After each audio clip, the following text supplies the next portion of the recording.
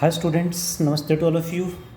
Today we will discuss our next topic cyclotron chapter 4 12th class. Let's start.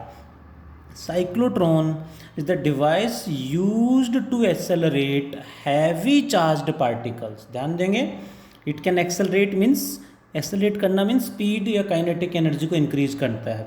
Heavy charged particles के लिए means light particles या neutral particles को accelerate नहीं कर सकता.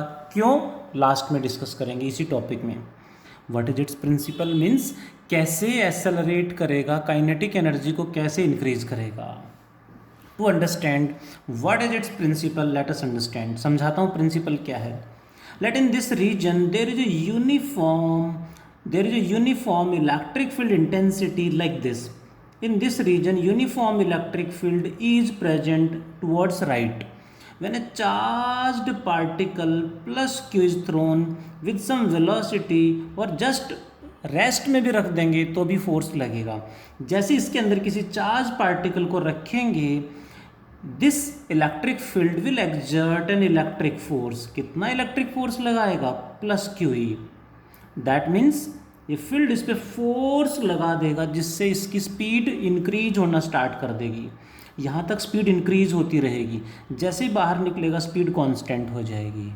With the help of some mechanism like in this region, if we will create a uniform perpendicular magnetic field.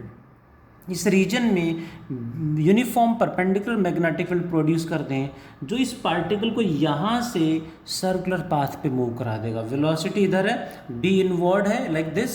इधर force लगेगा जिससे ये पार्टिकल ऐसे सर्कुलर पाथ पे मूव करके वापस यहीं आ जाएगा.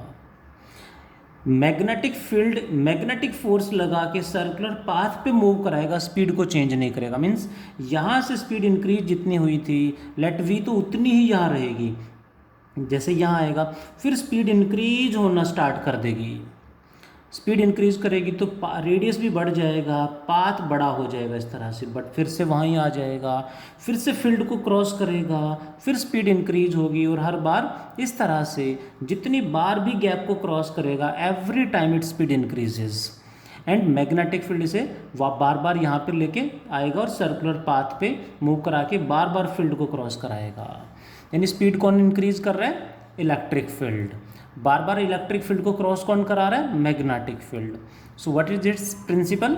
अ charged particle can acquire very high kinetic energy by crossing the same electric field time and again या again and again with the help of uniform perpendicular magnetic field.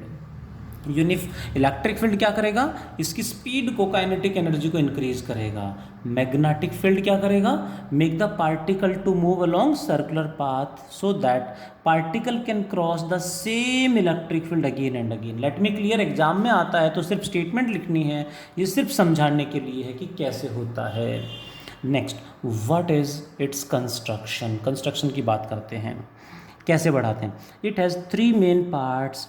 One is dees, second one is field magnets.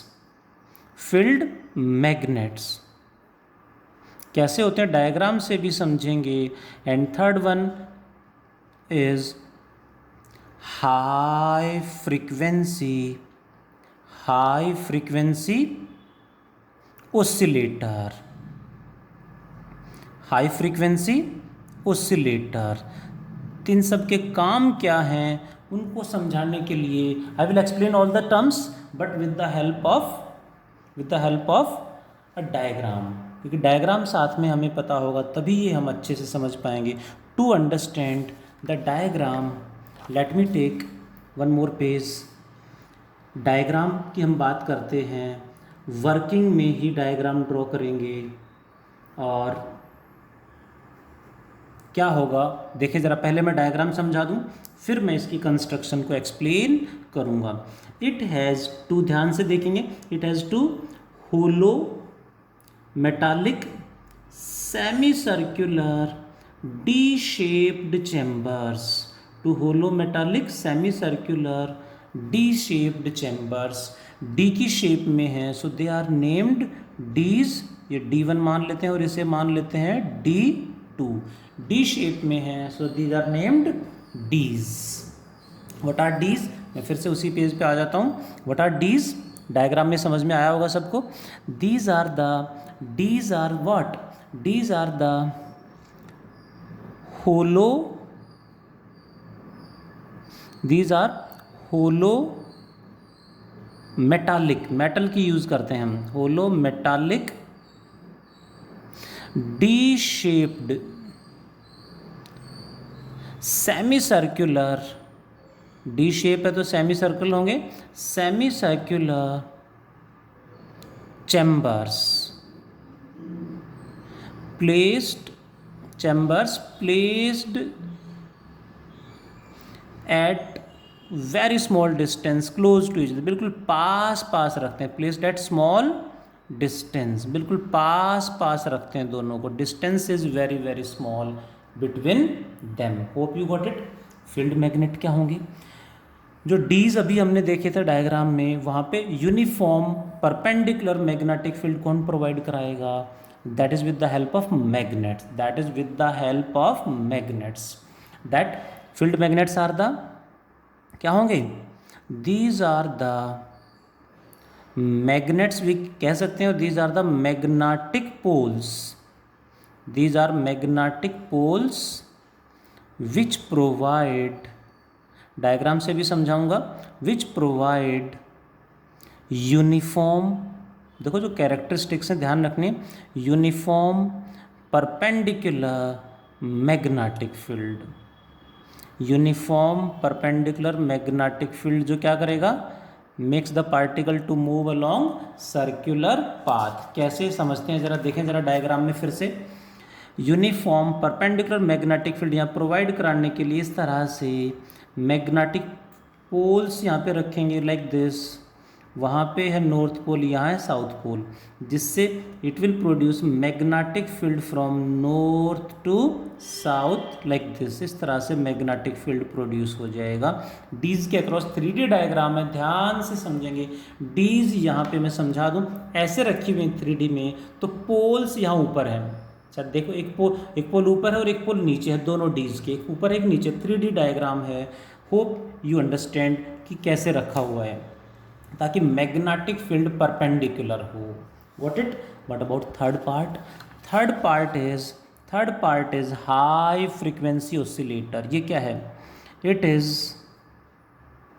Is electricity supply, it is electric supply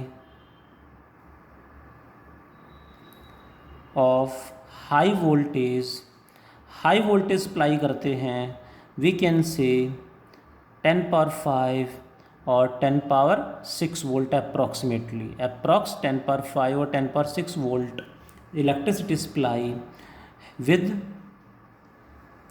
high frequency. High frequency क्यों रखते हैं वो working में समझेंगे, working में explain करूँगा तो उसमें आपको पता चलेगा कि हाई फ्रीक्वेंसी का रोल क्या है और हाई फ्रीक्वेंसी कितनी, वो भी समझेंगे हम। तीनों पार्ट समझ में आए होंगे। हाई फ्रीक्वेंसी ऑसिलेटर एक तरह का इलेक्ट्रिसिटी सप्लाई है जो हाई वोल्टेज प्रोवाइड कराता है विद हाई फ्रीक्वेंसी, और कहाँ प्रोवाइड कराता है ये हमें समझना है। To understand high frequency oscillator को दोनों डीज से कनेक्ट करते हैं।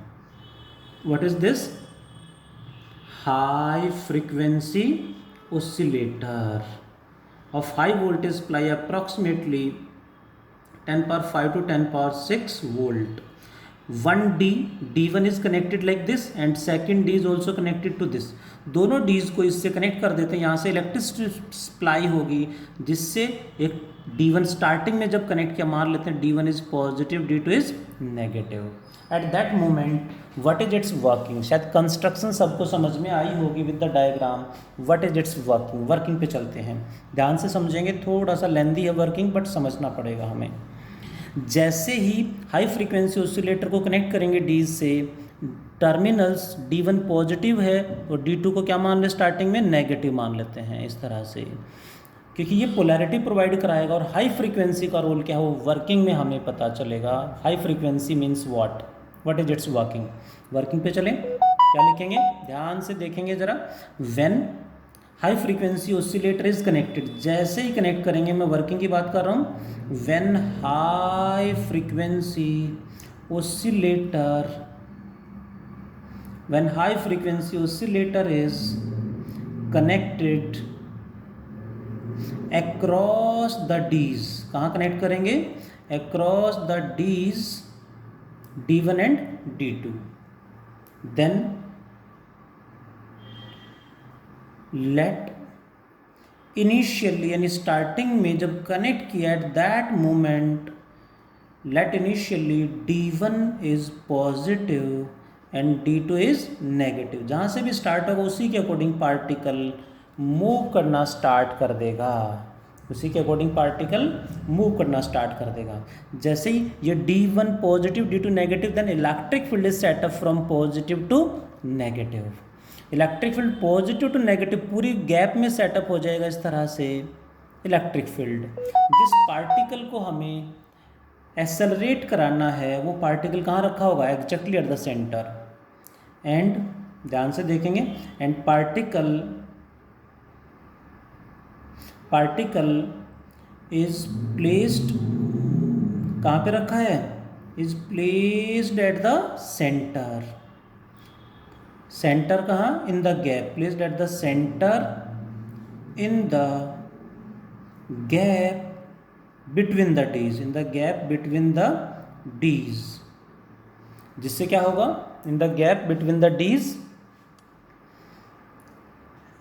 will experience, particle is placed at the center in the gap between the D's, will experience means particle will experience what, electric force, will experience electric force, electric force क्या करेगा, particle की speed को increase कर देगा। आपने अभी देखा कि स्पीड कैसे बढ़ेगी, इलेक्ट्रिक फील्ड इधर है, जो पार्टिकल यहाँ रखा हुआ है P, उस पर इधर फोर्स लगेगा QE, इलेक्ट्रिक फोर्स लगेगा QE, due to which speed of the particle increases. यहाँ से जैसे चलेगा इसकी स्पीड इंक्रीज होना स्टार्ट कर देगी गैप के अंदर, जैसे ही यहाँ पहुँचेगा स्पीड इंक्रीज होती जाएगी। पार्टिकल एक्सपीरियंस इलेक्ट्रिक फोर्स जो क्या करेगा, विच increases the speed of the particle, which increases speed of the particle. ध्यान देंगे, मेन है इसकी वर्किंग में एक स्टेप को समझना, बस ये स्टेप समझ में आ गया पूरी वर्किंग समझ में आ जाएगी। Speed of the particle increase कर देगा, जैसे स्पीड इंक्रीज होगी पार्टिकल मूव करेगा and enter in the D2 with some velocity, इसके अंदर कुछ वेलोसिटी के साथ एंटर करेगा, एंड पार्टिकल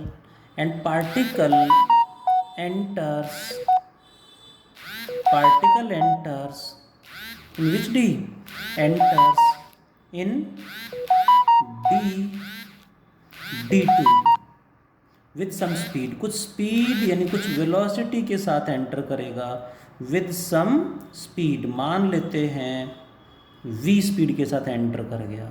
जैसे ही D के अंदर एंटर करेगा, what happens with the particle जैसे ही D के अंदर एंटर करेगा, इलेक्ट्रिक फील्ड जीरो, क्योंकि मेटालिक D है, मेटल के अंदर इलेक्ट्रिक फील्ड जीरो होता है, इलेक्ट्रिक फील्ड का इफेक्ट हट जाएगा, यानी इसके बाद स्पीड कांस्टेंट, और मैग्नेटिक फील्ड अपना काम करना स्टार्ट कर देगा। मैग्नेटिक फील्ड क्या करेगा, makes the particle to move along circular path, ऐसे सर्कुलर पाथ पे घुमा देगा।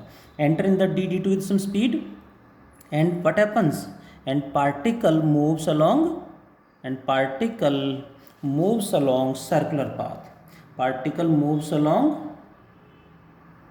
सेमी सर्कुलर बोलेंगे यहाँ पे, क्योंकि D सेमी सर्कुलर है, उसके बाद फिर गैप में आ जाएगा। Moves along semi circular path of what radius, last class में पढ़ा था हमने, ध्यान होगा रेडियस का formula, semi circular path of radius कितना मान लें, लेट आर। रेडियस का फॉर्मूला बताओ जी, सबको पता होना चाहिए, रेडियस का फॉर्मूला हमें पता होना चाहिए, क्योंकि न्यूमेरिकल भी मैंने लास्ट क्लास में दिए थे बहुत सारे, बहुत बढ़िया, कुछ बच्चों ने रिप्लाई किया। रेडियस का फॉर्मूला इज mv/qb, इतनी रेडियस के सर्कुलर पाथ पे वो मूव कर जाएगा, मूव करके दोबारा से गैप में आएगा। हाउ मच टाइम कितना लगेगा, टाइम टेकन इन D2 में कितना टाइम लगेगा, hope you can imagine semi circular path है तो कंप्लीट रेवोल्यूशन यानी टाइम पीरियड का हाफ कितना होगा, पाई एम बाय क्यू बी। ये भी हमने लास्ट टॉपिक में पढ़े थे, याद होने चाहिए। सेमी सर्कुलर है इसलिए टोटल टाइम पीरियड का हाफ हो जाएगा पाई एम बाय क्यू बी, यानी इतने टाइम बाद particle again enter in the gap. Speed ध्यान देंगे इतनी ही यहाँ तक, सेम स्पीड के साथ गैप में अब इधर एंटर करेगा। जैसे एंटर करेगा यहाँ पे पोलैरिटी रिवर्स हो चुकी होगी। क्यों, देखें ज़रा, इस यहाँ पे फ्रीक्वेंसी का रोल आएगा। एज फ्रीक्वेंसी ऑफ, ध्यान देंगे यहाँ पे जो फ्रीक्वेंसी का रोल यहाँ पे, as frequency of high frequency oscillator, frequency of high frequency oscillator is equal to frequency of revolution of the particle, is equal to frequency of revolution of the particle। जो particle का frequency of revolution है उसके equal है।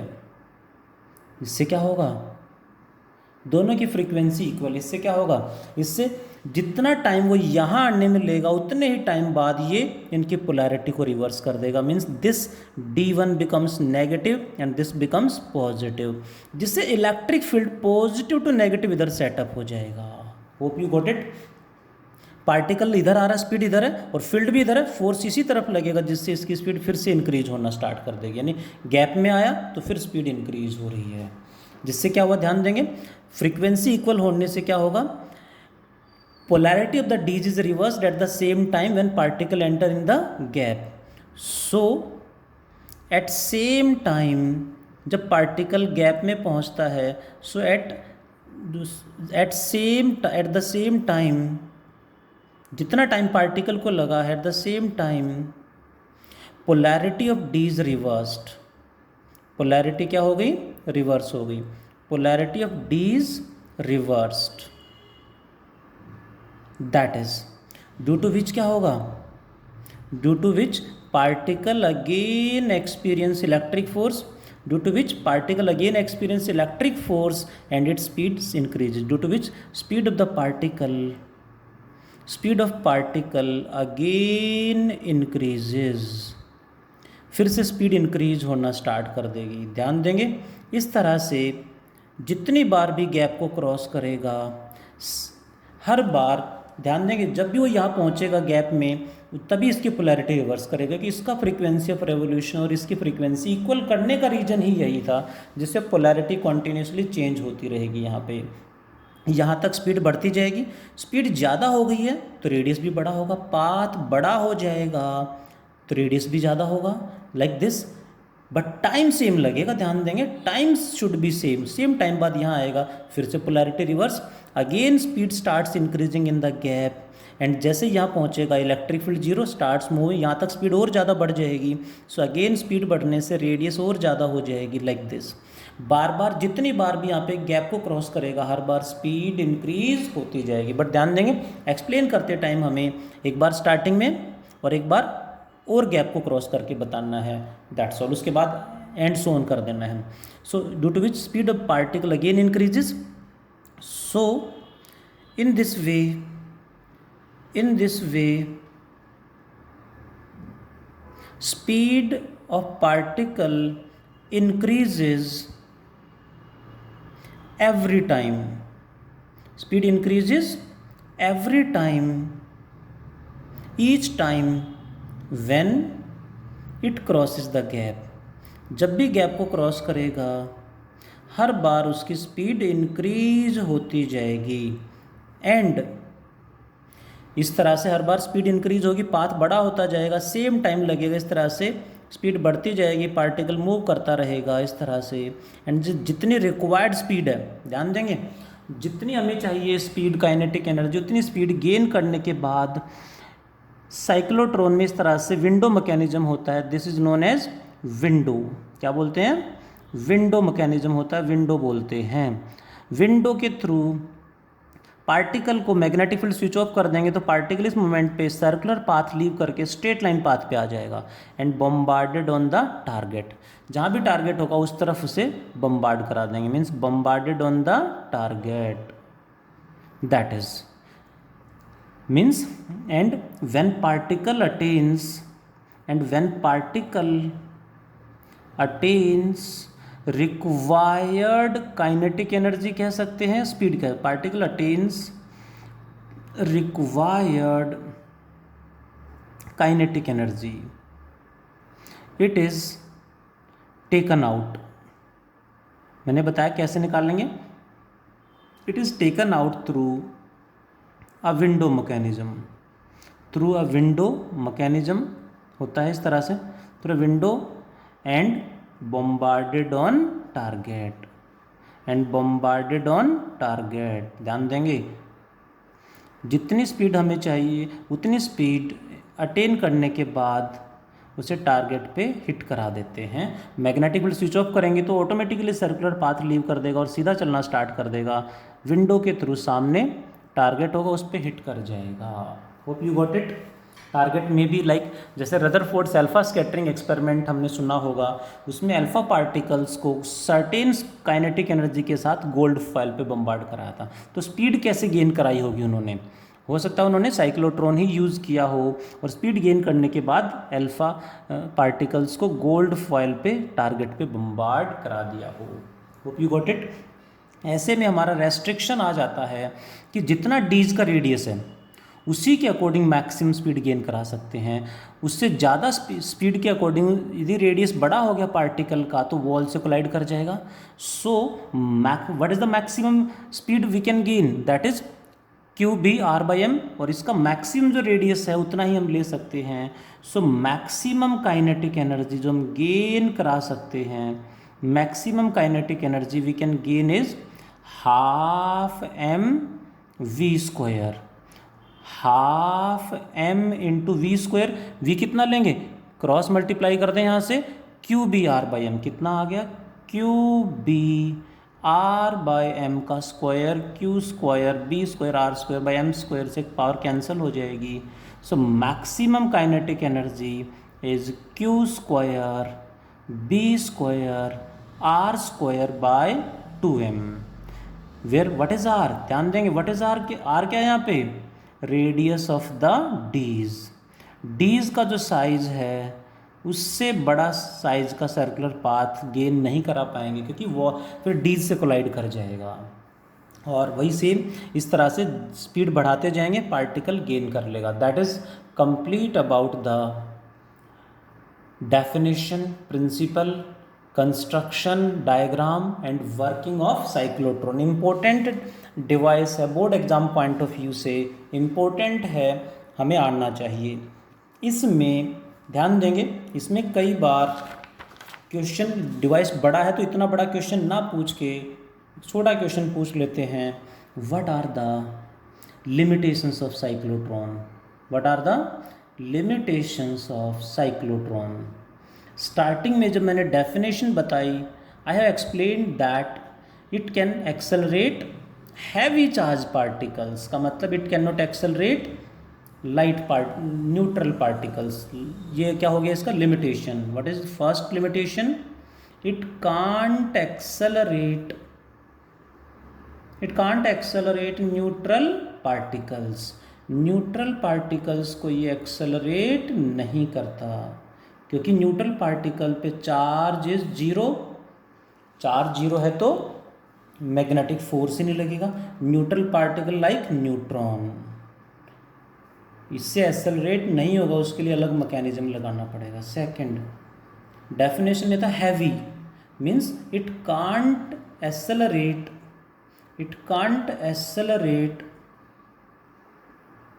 Light particles. Light मतलब जिनका मास कम है, light particles like electrons को भी ये एक्सेलरेट नहीं करा पाता, प्रॉब्लम आती है एक्सेलरेट करने में।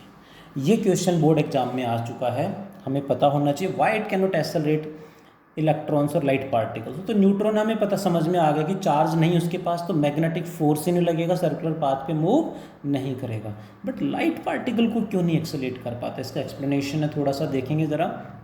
We know for electron is a light particle जिसका मास कम है, मास बहुत कम है प्रोटॉन के रेस्पेक्ट में, बहुत कम है, ध्यान देंगे। जिससे क्या होगा, ड्यू टू लाइट पार्टिकल्स क्या होगा, due to very small mass, due to very small mass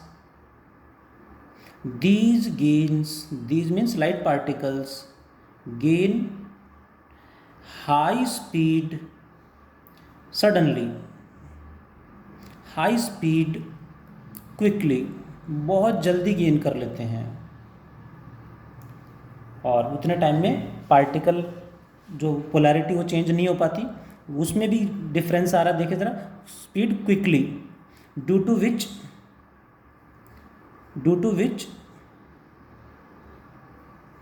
their mass starts increasing, mass increases according to the following relation given by Einstein. According to Einstein's relation, सुना होगा हमने जरूर, that is m equals to m naught divided by under root 1 minus v square by c square। थोड़ा बहुत हमने 11th में work power energy में equation में क्वेश्चन में है, या फिर थोड़ा सा डायमेंशन एरर में पढ़ा होगा, एडिशनल किसी ने पढ़ा हो तो सुना जरूर होगा। यानी ये इनिशियल मास, जैसे स्पीड बढ़ेगी मास इंक्रीज होगा, due to which suddenly mass quickly, speed increase होने से मास इंक्रीज होना स्टार्ट कर देता है।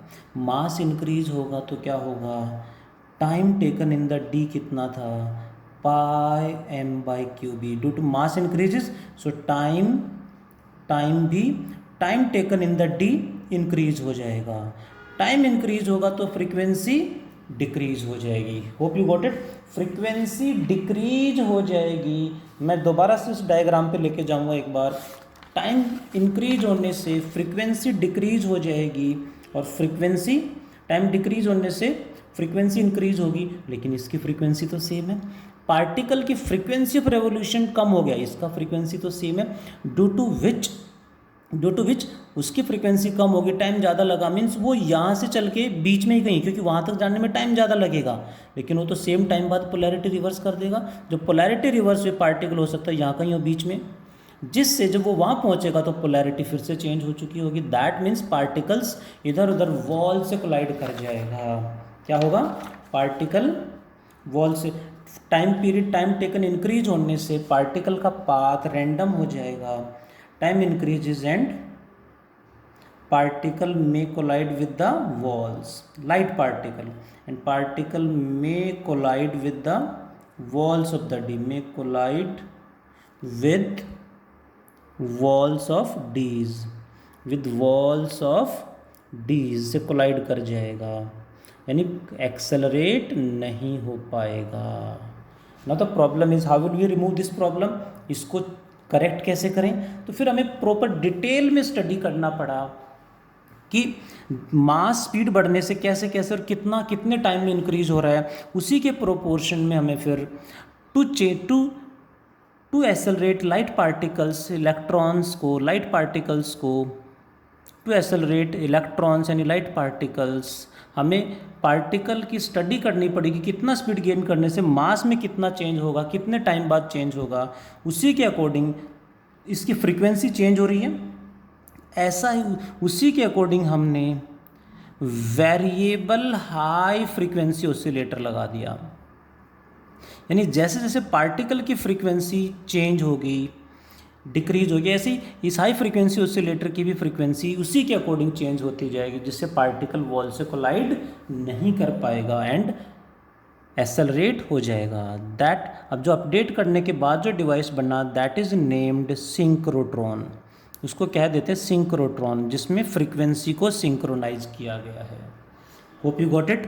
थोड़ा सा और एक्स्ट्रा पॉइंट मैं बता दूं, एक्सेलेरेट करने के काम आता है, बट मैं थोड़ा सा एक्स्ट्रा पॉइंट बताना चाहूँगा।